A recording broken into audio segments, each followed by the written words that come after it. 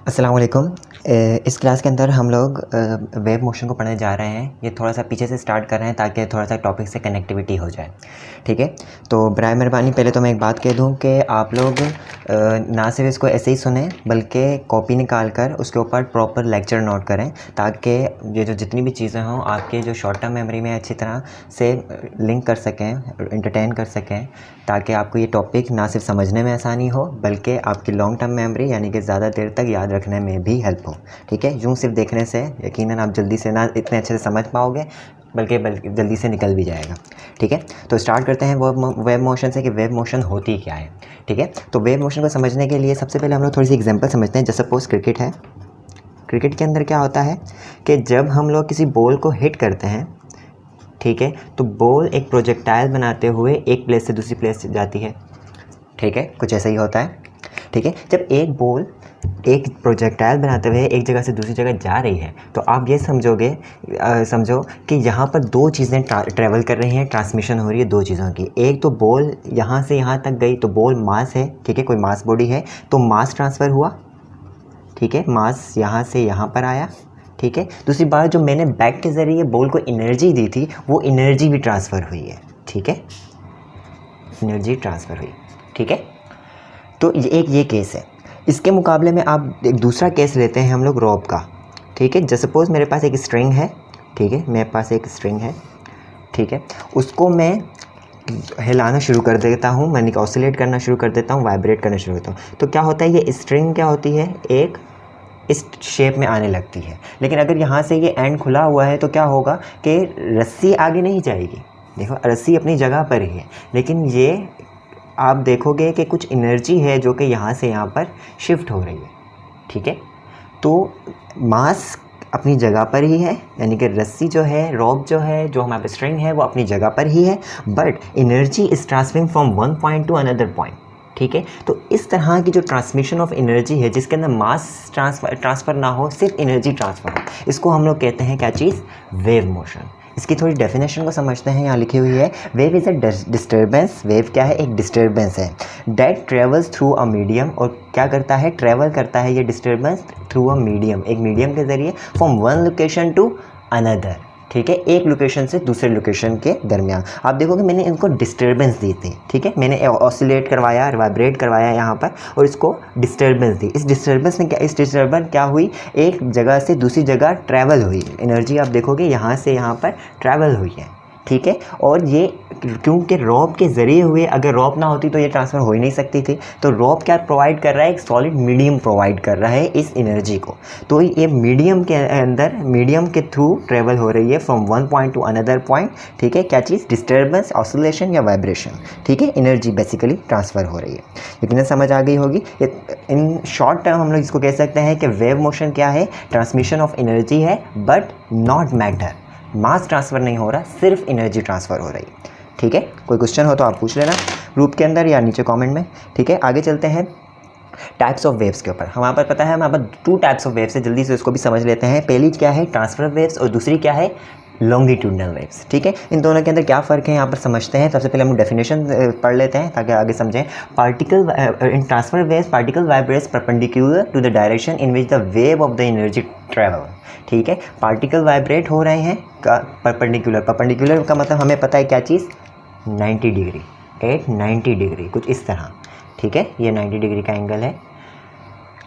और किससे 90 डिग्री है, direction in which the wave of energy travel, ठीक है। पार्टिकल जो हैं वो वाइब्रेट हो रहे हैं 90 डिग्री पर जिस डायरेक्शन में एनर्जी जा रही है।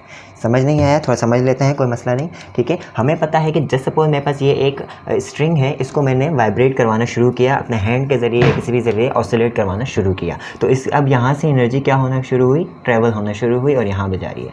हमें पता है कि एनर्जी कहाँ ट्रैवल कर रही है, यहाँ से यहाँ पर जा रही है, कुछ यूँ मोशन में, लेकिन डायरेक्शन क्या है, यहाँ से यहाँ। डायरेक्शन ऑफ वेव एनर्जी क्या है, कोई हॉरिजॉन्टली राइट डायरेक्शन में, ठीक है। बट जो हमारे पास जो ये पार्टिकल हैं, यानी जैसे सपोज मेरे पास अगर ये रोप है, रोप के ऊपर ये सारे पार्टिकल्स हैं, ठीक है, ये सारे पार्टिकल्स हैं, ठीक है। ये पार्टिकल किस तरह मूव कर रहे हैं, ये particle upward and downward move कर रहे हैं। ये बार बार ऊपर जाएंगे नीचे जाएंगे, ऊपर जाएंगे नीचे जाएंगे, ये खुद आगे मूव नहीं कर रहे, सिर्फ एनर्जी को आगे ट्रैवल करवा रहे हैं, ठीक है, रस्सी आगे नहीं जा रही है कहीं भी, रस्सी अपनी जगह पे ही है, बस वो अप डाउन हो रही है। तो पार्टिकल्स जो है वो अप डाउन हो रहे हैं, एनर्जी कुछ यूँ जा रही है, ठीक है, ये पार्टिकल अप डाउन हो रहे हैं और एनर्जी इस डायरेक्शन में जा रही है। तो इन दोनों के दरमियान एंगल कितना है, 90 डिग्री, ठीक है। तो पार्टिकल की वाइब्रेशन और एनर्जी की डायरेक्शन, एनर्जी जिस डायरेक्शन में फ्लो कर रही है, उन दोनों के दरमियान कितना एंगल है, 90 डिग्री, ठीक है। इन दोनों के 90 डिग्री होने की वजह से हम इसको क्या कह रहे हैं, ट्रांसफरेंस। फिर से एक डेफिनेशन को पढ़ते हैं, पार्टिकल वाइब्रेट हो रहे हैं परपेंडिकुलर 90 डिग्री पर, perpendicular to the direction in which the wave of energy travel. Perpendicular किसके हैं, उस डायरेक्शन के जहाँ पर वेव एनर्जी ट्रेवल कर रही है, वो किस तरह कर रही है, हॉरिजेंटली, जबकि ये क्या पार्टिकल किस तरह मूव कर रहे हैं, वर्टिकली, ठीक है। तो इन दोनों के दरमियान क्या एंगल है, 90 degree, that's why we are calling it transverse waves, ठीक है। आते हैं दूसरी टाइप के ऊपर, लॉन्गिट्यूडनल वेव्स। लॉन्गिट्यूडनल वेव्स क्या होती हैं, बिल्कुल थोड़ा सा फर्क होता है, बाकी सिमिलर होती हैं। पार्टिकल वाइब्रेट्स, पहले था परपेंडिकुलर, अब है क्या है, पैरेलल। पैरेलल क्या होता है कि दोनों का एक ही डायरेक्शन में हो, एक मतलब दोनों के दरमियान 0 डिग्री हो, ठीक है, दोनों एक ही डायरेक्शन में हो। अगर एक हॉरिजॉन्टल है तो दूसरा भी हॉरिजॉन्टल हो, एक परपेंडिकुलर है तो दूसरा भी परपेंडिकुलर हो, ठीक है, कुछ उन दोनों के दरमियान एंगल क्या हो, 0 हो, ठीक है, कुछ इस तरह। तो particle vibrate parallel to the direction in which the wave of energy travel. तो आप इसको किस तरह करेंगे समझेंगे, आप देख लो कि जैसे कोई आपके पास कोई एक स्प्रिंग है, स्प्रिंग को आपने कुछ ऊपर नीचे वाइब्रेट नहीं किया, बल्कि आपने इसको यहाँ से यूँ एनर्जी दी, डिस्टर्बेंस दी, ठीक है। अब क्या होगा, स्प्रिंग अब इस एनर्जी को आगे ट्रांसफ़र करता रहेगा कुछ इस तरह, ठीक है। अब एनर्जी जो ट्रांसफ़र हो रही है वो इस यहाँ से यहाँ पर हो रही है, तो एनर्जी का ट्रांसफ़र क्या हुआ, यहाँ से यहाँ, ठीक है। जबकि पार्टिकल भी मूव किस तरह कर रहा है, वो भी इसी डायरेक्शन में कर रहे हैं। कभी वो जो पार्टिकल स्प्रिंग होंगे वो यूँ मूव होंगे और यूँ मूव होंगे, ठीक है। तो पार्टिकल भी क्या हो रहे हैं, हॉरिजेंटली मूव कर रहे हैं, और एनर्जी भी कहाँ कैसे मूव हो रही है, हॉरिजेंटली मूव हो रही है, ठीक है। तो ये जब हॉरिजेंटली दोनों मूव हो रहे हैं तो दोनों के दरमियान क्या एंगल है, 0 डिग्री का। That's why particles vibration and the direction of energy is at parallel, ठीक है। ये बात समझ आ गई होगी, ठीक है। तो इसके अंदर क्या, वेव मोशन हमें समझ आ गई। पार्टिकल की कितनी टाइप्स होती हैं, 2 टाइप्स होती हैं, transfer wave, longitudinal wave. Transfer waves के अंदर क्या होता है कि पार्टिकल वाइब्रेट करते हैं but perpendicular to the direction of energy. इसके अंदर पार्टिकल वाइब्रेट करते हैं but parallel to the direction of energy, ठीक है। ये बात समझ आ गई। अब हम अगले इसमें समझेंगे क्या चीज़, properties of waves. Properties of wave motion पढ़ने से पहले हम लोग एक जनरल वेव कंसीडर कर लेते हैं जो हमारे पास नॉर्मली इस तरह की होती है, सही है। और एक इसके बारे में हम थोड़ा सा पढ़ लेते हैं कि इसमें क्या क्या चीज़ें हैं। इसके बाद ये जो ग्रीन लाइन से शो हो रही है, ये हमारे पास क्या है, एक सेंटर लाइन है, ठीक है। इसके ऊपर भी कुछ है, इसके नीचे भी कुछ है, ठीक है। हम जानते हैं कि ये एक वेव है, ये एक हद तक जा रही है, उसके बाद दोबारा नीचे उठकर नीचे भी एक हद तक जा रही है, उसके बाद दोबारा ऊपर की तरफ आ रही है, ठीक है। ये हम लोग पढ़ते हैं कि इसके अंदर क्या क्या चीज़ें हैं और क्या क्या कहलाती हैं, ठीक है। सबसे पहले पढ़ते हैं क्रस्ट। क्रस्ट क्या होता है, crust point on a wave with the maximum value of upward displacement, ठीक है। हम किसी भी वेव के अंदर जितना भी ऊपर जा सकते हैं वो जाएंगे। अब हम देखते हैं कि ये वेव अपवर्ड डायरेक्शन में कितना ऊपर जा रही है। हम जानते हैं कि सिर्फ ये इस यहाँ तक जा रही है, ठीक है। तो इस पॉइंट को जहाँ पर ये मैक्सिमम अपवर्ड जा रही है, अपवर्ड डिस्प्लेसमेंट इसका मैक्सिमम है, इस पॉइंट को हम लोग क्या कह रहे हैं, क्रस्ट, ठीक है। और आप देखोगे कुछ ना कुछ एक पर्टिकुलर लूप के बाद ये दोबारा उस पॉइंट को टच कर रही है, दोबारा, ठीक है। तो इन सब को हम क्या कहेंगे, क्रस्ट, क्योंकि ये मैक्सिमम डिस्प्लेसमेंट, अपवर्ड डिस्प्लेसमेंट है इस वेव का, ठीक है। इसको हमने क्या नाम दिया, क्रस्ट का। इसी तरह ट्रफ है हमारे पास, ठीक है। ट्रफ क्या है, trough is on a wave with a maximum value of downward displacement. जिस तरह ये अपवर्ड डिस्प्लेसमेंट का एक अपवर्ड मैक्सिमम डिस्प्लेसमेंट है, इसी तरह यहाँ पर एक डाउनवर्ड मैक्सिमम डिस्प्लेसमेंट भी है, ठीक है। इसको हम क्या नाम दे रहे हैं, ट्रफ का, ठीक है। और ये भी आप देख रहे हैं कि एक पर्टिकुलर टाइम के बाद या पर्टिकुलर लूप के बाद ये दोबारा अचीव हो रही है, ये वाला पॉइंट, ठीक है। इसको हमने क्या नाम दिया है, ट्रफ का। क्रस्ट को हम लोग कहते हैं ये हाईएस्ट पॉइंट है, ठीक है, हाईएस्ट पॉइंट अपवर्ड, ठीक है। और दूसरी बात है कि ट्रफ को हम क्या कहते हैं, लोएस्ट पॉइंट है, यानी कि हाईएस्ट डाउनवर्ड पॉइंट है, ठीक है। क्रस्ट और ट्रफ समझ आ गया। तो आगे चलते हैं एम्पलीट्यूड की तरफ। एम्पलीट्यूड क्या होता है, ठीक है। अब तक हमें बताया था कि ये हाईएस्ट पॉइंट है और लोएस्ट पॉइंट है, ठीक है। अब हम इसकी मेजरमेंट करने जा रहे हैं इन्हीं पॉइंट्स की, ठीक है। आप देखें कि सेंटर लाइन से हाईएस्ट पॉइंट तक का कोई ना कोई डिस्टेंस होगा, उस डिस्टेंस को हम लोग क्या कहते हैं, एम्पलीट्यूड, ठीक है। सेंटर लाइन से इस हाईएस्ट पॉइंट का कोई भी डिस्टेंस होगा, उस डिस्टेंस को, डिस्प्लेसमेंट को क्या कहते हैं हम लोग, एम्पलीट्यूड कहते हैं, ठीक है। और इसी तरह इस सेंट्रल लाइन से डाउनवर्ड हाईएस्ट पॉइंट का या फिर लोएस्ट पॉइंट का कोई ना कोई डिस्टेंस होगा, उसको भी हम क्या कहते हैं, एम्पलीट्यूड कहते हैं, क्योंकि ये दोनों इक्वल होता है। जितना हमारे पास जितने डिस्टेंस के ऊपर अपवर्ड हाईएस्ट पॉइंट होता है यानी कि क्रस्ट होता है, उतने ही डिस्टेंस के ऊपर हमारे पास ट्रफ भी होता है, ठीक है। ये बात यकीन समझ आ गई होगी एम्पलीट्यूड क्या होता है, ठीक है। एक और बात है कि क्योंकि ये डिस्प्लेसमेंट है और हमें पता है कि डिस्प्लेसमेंट को हम लोग किस में नापते हैं, हम लोग जो मेजर करते हैं वो सेंटीमीटर, मीटर, किलोमीटर, इस तरह के यूनिट्स में नापते हैं, ठीक है। लेकिन ऐसा यूनिट क्या होता है डिस्प्लेसमेंट को मेजर करने का, हमारे पास मीटर होता है, ठीक है। तो ऐसा unit of the amplitude is metre because it's a distance और डिस्प्लेसमेंट, ठीक है। यहाँ पर ये चीज़ें तो सिंपल थी, मेरे ख्याल से समझ आ गई। अब आते हैं फेज़ के ऊपर। फेज़ क्या होता है, ये थोड़ी समझने वाली चीज़ है। वैसे ये कोई बेसिक चीज़ों में आता नहीं है, लेकिन बाकी बेसिक कंसेप्ट समझने के लिए फेज़ का समझ होना थोड़ा लाजिम है, ठीक है। सबसे पहले डेफिनेशन पढ़ते हैं ताकि हमें ये बातें समझ आए। 2 points just as X and X prime, यहाँ शो किए हुए एक्स और एक्स प्राइम, ठीक है, are said to be in phase. ये कहा जाएगा कि ये क्या है, ए फेज में है। क्यों या कैसे, because they are moving in the same direction, क्योंकि ये एक ही डायरेक्शन में मूव कर रहे हैं और एक ही स्पीड के साथ, विद सेम स्पीड, एक ही स्पीड के साथ मूव कर रहे हैं और हैविंग द सेम डिस्प्लेसमेंट, और इनका जो डिस्प्लेसमेंट है वो जो मैक्सिमम हो या जैसा भी हो वो सेम है फ्रॉम द रेस्ट पोजिशन। ये रेस्ट पोजिशन यही है सेंट्रल लाइन,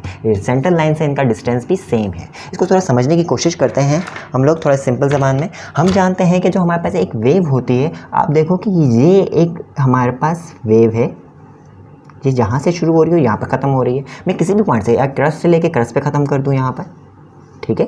तो ये एक वेव है, ठीक है। आप इसके बाद देखोगे तो ये सारी चीज़ें बार बार रिपीट हो रही है। मैंने अगर ये वाले या इस पॉइंट से लेके इस पॉइंट तक लिया, सेंट्रल पॉइंट से लेके एक दूसरे सेंट्रल पॉइंट तक, आप देखो एक ये बात, ये क्रस्ट अचीव किया, उसके बाद एक ट्रफ अचीव किया और दोबारा सेंट्रल लाइन को अचीव कर लिया, ठीक है। अब आगे भी क्या होगा, दोबारा क्रस्ट को अचीव किया, फिर उसके बाद सेंट्रल लाइन से गुजर के ट्रफ को किया, दोबारा सेंट्रल लाइन को कर दिया, ठीक है। ये मेरे देखने में थोड़ा अलग अलग लग रहा है क्योंकि मैं ड्रॉ इतना पर्टिकुलर नहीं किया, लेकिन ये बिल्कुल एग्जैक्टली सेम होगा। इसके बाद क्या होगा, दोबारा सेंट्रल लाइन से स्टार्ट किया, क्रस्ट को अचीव किया, दोबारा सेंट्रल लाइन से आया, ट्रफ को अचीव किया और दोबारा हमारे पास वहीं पर पहुंच गया। तो क्या है, ये वेव दोबारा एक ऑसिलेशन के साथ आता जा रहा है, ठीक है।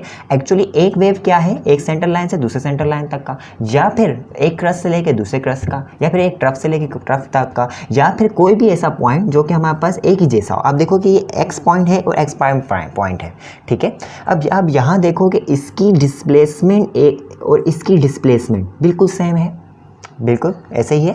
उसके अलावा आप देखो कि इसके जो स्पीड होगी या फिर जितना भी बिल्कुल एग्जैक्टली देखो कि ये यहाँ से जो वेव उठ रही है, यहाँ से भी एक वेव उठ रही है, इसके बाद भी जाके क्रस्ट अचीव होना है, इसके बाद जाकर भी क्रस्ट अचीव होना है। तो ये बिल्कुल एग्जैक्टली पॉइंट है, एक जैसे पॉइंट है, बस ये इस वेव पर है, ये इस वेव पर है और ये कंसेक्टिव वेव भी है, ठीक है। तो इस वजह से हम कह रहे हैं कि ये दो पॉइंट क्या है, फेज़ में है, ठीक है। ये दो पॉइंट भी फेज़ में है। देखो कि यहाँ से बिल्कुल सेंटर लाइन पे, ये भी सेंटर लाइन पे, इसने भी एक वेव स्टार्ट करनी है, इसने भी एक वेव अपवर्ड स्टार्ट करनी है, इसने भी आगे जाके क्रस्ट को अचीव करना है, इसने भी आगे क्रस्ट को अचीव। तो बिल्कुल एग्जैक्टली दो पॉइंट्स हैं, ठीक है। आप इस क्रस्ट को देखें, क्रस्ट भी एक हाईएस्ट मैक्सिमम डिस्प्लेसमेंट है, ये भी हाईएस्ट मैक्सिमम डिस्प्लेसमेंट है, ठीक है। इसके बाद भी ये नीचे जाकर उसको सेंट्रल लाइन को अचीव करेगा, ये भी नीचे जाकर सेंट्रल लाइन को अचीव करेगा। तो ये दोनों पॉइंट्स भी क्या है, एक एग्जैक्टली फेज़ में है। इसी तरह ये ट्रफ भी आपस में फेज़ में है, ठीक है। तो इस तरह के जो पॉइंट्स हैं जो एग्जैक्टली मैच कर रहे हैं, उनकी डिस्प्लेसमेंट, उनकी स्पीड, उनकी डायरेक्शन,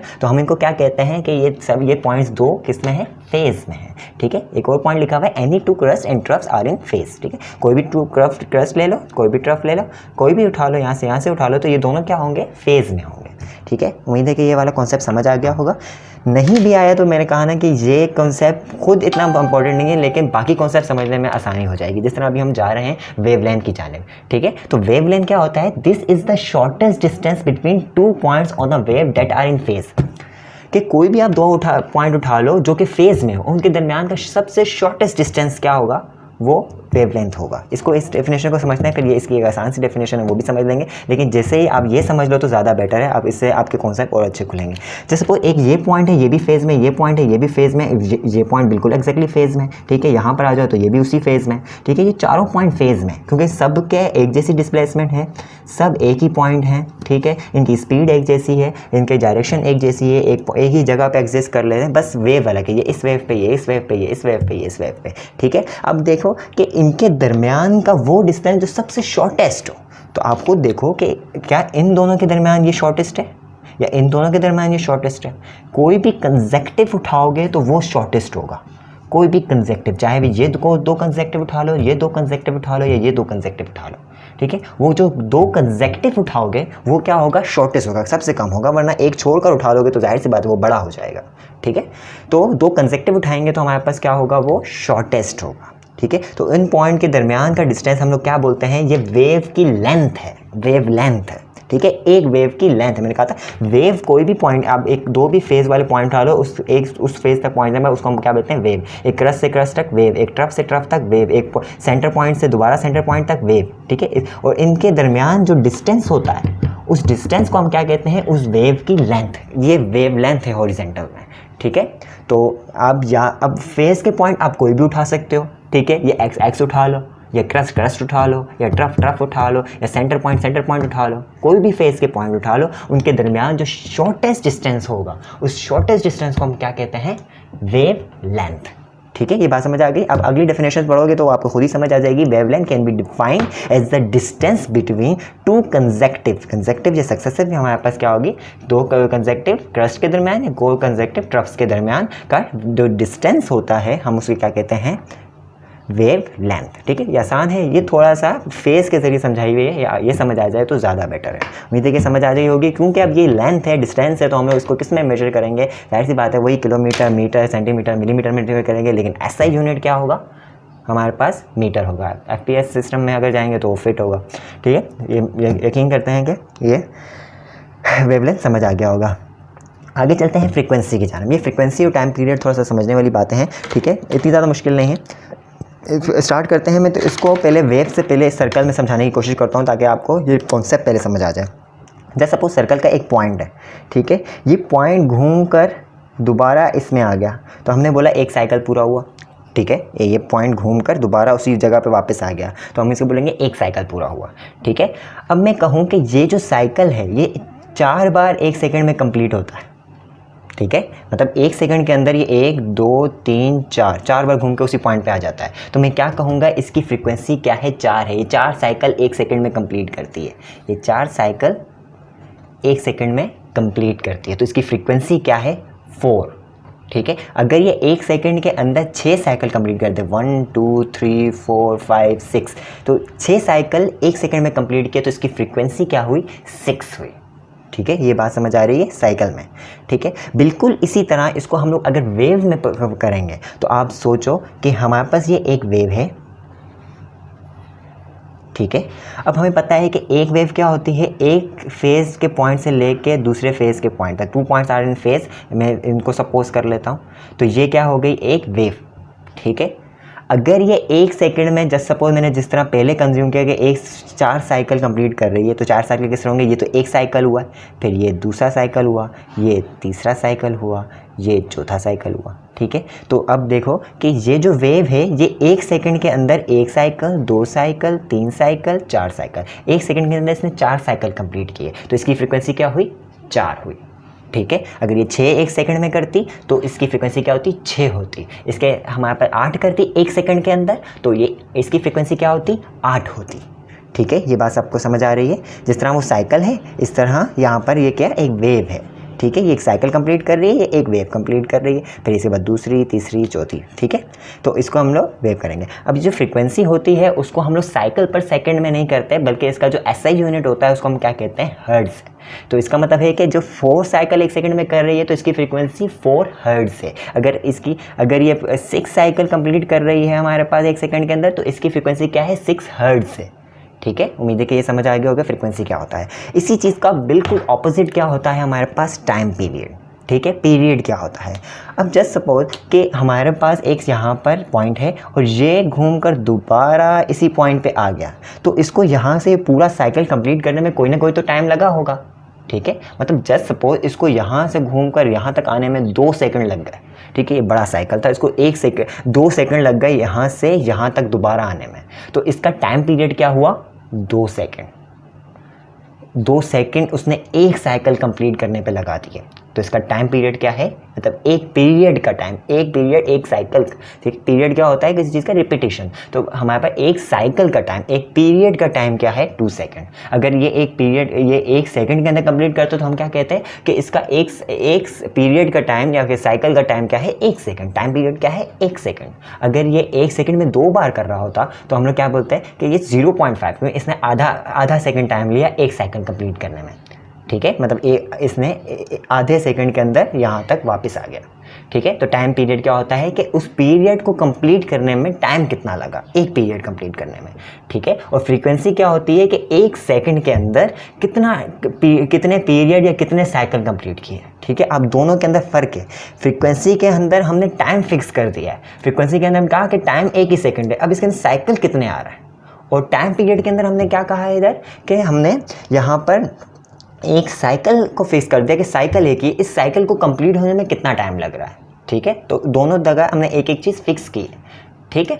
हम लोग जो इन दोनों वेरिएबल्स हैं इनको हम लोग आपस में कनेक्ट करते हैं या फिर आपस में रिलेट करते हैं एक इक्वेशन से, और इक्वेशन क्या है, t = 1/f, ठीक है। टाइम पीरियड = 1 फ्रीक्वेंसी, ठीक है। जब ये न्यूमेरिकल वगैरह सोल्व करेंगे तो इसको हम लोग डिटेल में समझेंगे। ऐसा यूनिट क्या है टाइम पीरियड का, क्योंकि टाइम है तो क्या होगा, सेकंड होगा, ठीक है। अब आ रहा है हमारे पास एक लास्ट कॉन्सेप्ट जो विच इज़ वेव फ्रंट, ठीक है। तो वेव फ्रंट क्या होता है ये भी समझ लेते हैं जल्दी से। A wave front is an imaginary line on the wave that joins all points which have same phase of vibration, ठीक है। यकीनन समझ नहीं आया होगा, ठीक है। इसको समझने की कोशिश करते हैं। सर को 2 तरह के वेव फ्रंट होते हैं, और भी हो सकते हैं वैसे तो। अभी जो हम पढ़ रहे हैं सर्कुलर वेव और प्लेन वेव फ्रंट, ठीक है। जस्ट सपोज आपके पास एक पॉन्ड टाइप चीज़ है, ठीक है, पॉन्ड है, वाटर है, आपने यहाँ पर कोई टिप किया, ठीक है। टिप करने के बाद क्या होता है कि यहाँ पर वेव जनरेट होना शुरू होती हैं, कुछ यूँ सर्कुलर मूड में और यूँ फैलने लगती हैं, ठीक है, यूँ सर्कुलर मूड में फैलने लगती हैं पूरे पॉन्ड के अंदर, ठीक है। अब जस्ट सपोज हमने उनके सारे फेज़ पॉइंट को मिलाना है, ठीक है। अब हम जानते हैं किसी वेव के अंदर सबसे इजी फेज़ पॉइंट कौन सा होता है, उसके क्रस्ट, ठीक है। जस्ट सपोज ये पूरी वेव है जो यूँ सर्कुलर डायरेक्शन में प्रोड्यूस हो रही है, उसने यूँ करके जाना है चारों डायरेक्शन में, ठीक है, सर्कुलर डायरेक्शन में। तो उनकी हम लोगों ने क्या किया कि क्रस्ट को एक सर्कुलर इमेजिनरी लाइन के ज़रिए कनेक्ट करना शुरू कर दिया। आगे गई, आगे क्रस्ट आया तो इस तरह कनेक्ट किया, आगे गई, आगे आया तो हमने इस तरह कनेक्ट किया, आगे गई तो आया, इसको हमने इस तरह कनेक्ट किया। तो ये जो इमेजिनरी लाइन के ज़रिए हमने फेजेस के पॉइंट्स को, यानी कि क्रस्ट के पॉइंट्स को हम लोगों ने कनेक्ट किया है। इस कनेक्ट करने को, इस इमेजिनरी लाइन को हम क्या कहते हैं, वेव फ्रंट, ठीक है। ये अभी पेज के ऊपर इतना ज़्यादा समझ नहीं आ रहा होगा कि क्लास होती तो हम लोग इसको पर्टिकुलर एक्सपेरिमेंट भी करते हैं ताकि उसकी अच्छी से अंडरस्टैंडिंग हो सकती। लेकिन बहरहाल जो अभी ऑप्शन अवेलेबल है इसी के अंदर समझने की कोशिश करो कि अब इसको डेफिनेशन को थोड़ा सा मैं दोबारा से पढ़ो। A wave front is a imaginary line, एक इमेजिनरी लाइन है wave front. On a wave होनी चाहिए, वेव की कोई बात हो रही है, डेट ज्वाइन जो ज्वाइंस करती है पॉइंट्स को, which have the same phase of vibration, जो कि फेज ऑफ वाइब्रेशन उनकी सेम हो। हमने फेज़ एक जैसा उठाना था, हमने क्रस्ट उठा लिया। हमने यहाँ पर फेज़ को समझा था कि जो सारे एक ही जैसी डिस्प्लेसमेंट, स्पीड और हमारे पास जो बाकी चीज़ें हों, डायरेक्शन हो, ठीक है। हम लोगों ने कहा कि अभी हम लोग ज़्यादा कॉम्प्लेक्सिटी की तरफ नहीं जा रहे, तो हम लोगों ने क्रस्ट को उठा लिया, क्योंकि सारे क्रस्ट, सारे टर्फ एक फेज़ में ही होते हैं। तो अब क्रस्ट जितने भी थे हमारे पास, क्योंकि हम आपने देखा होगा जब पॉन्ड के अंदर हम लोग कोई पत्थर या पेबल वगैरह डालते हैं तो आपको जो नज़र आ रही होती है वो क्रस्ट ही नज़र आ रहे होते हैं, क्योंकि वो ट्रांसपेरेंट चीज़ है एक वाटर, तो ऐसे आपको नज़र ही नहीं आ रही थी। वो जो थोड़ा सा उभरा हुआ होता है, क्योंकि क्रस्ट होता है वो, तो इसी वजह से वो नज़र आ रहा होता है। तो इस वजह से हम लोगों ने उसी को हम लोगों ने क्या कर दिया, एक इमेजिनरी लाइन के ज़रिए उनको सबको कनेक्ट कर दिया, ठीक है। तो जब इमेजिनरी लाइन के ज़रिए उन सबको कनेक्ट किया है तो इस वजह से उस इमेजिनरी लाइन को हम क्या कह रहे हैं, वेव फ्रंट, ठीक है। लेकिन क्या ये इसमें ही होता है, नहीं, एक प्लेन वेव फ्रंट भी होता है कि जस्ट सपोज हमारे पास एक वुड है, ये रिपल टैंक जो होता है हमारे पास, उसके अंदर सारे एक्सपेरिमेंट होंगे, लेकिन रिपल टैंक को देखते हैं, अभी बाद में बात करते हैं, ठीक है। जैसे सपोज यहाँ वाटर है, इसको मैं क्या कर रहा हूँ कि इस वुडन ब्लॉक को मैं बार बार ऊपर उठा के नीचे वाटर के अंदर डिप कर रहा हूँ, ठीक है। उसकी वजह से क्या हो रहा है कि उससे यूँ हमारे पास वेव जनरेट हो रही हैं। अब वेव जनरेट हो रही है हमारे पास, बार बार कुछ ट्रफ बन रहे हैं, कुछ क्रस्ट बन रहे हैं। मैं बोलूँगा मैंने एक फेस पॉइंट लेना है तो मैंने सिर्फ क्रस्ट के फेस पॉइंट को लिया। तो अब ये क्रस्ट के वेव पॉइंट को हम लोगों ने क्या हुआ, एक इमेजिनरी लाइन के ज़रिए कनेक्ट कर दिया। तो ये इमेजिनरी लाइन से सारे क्रस्ट को कनेक्ट करना, ये क्या है, प्लेन वेव फ्रंट, ठीक है।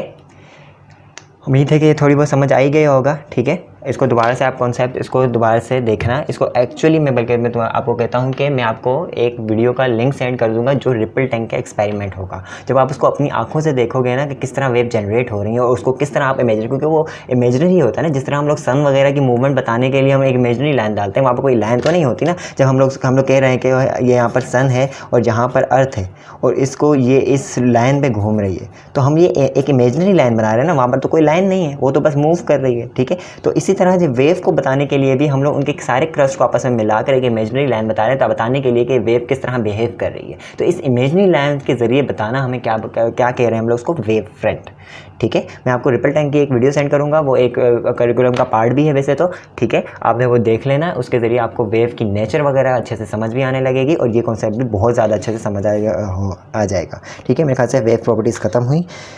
Thank you so much.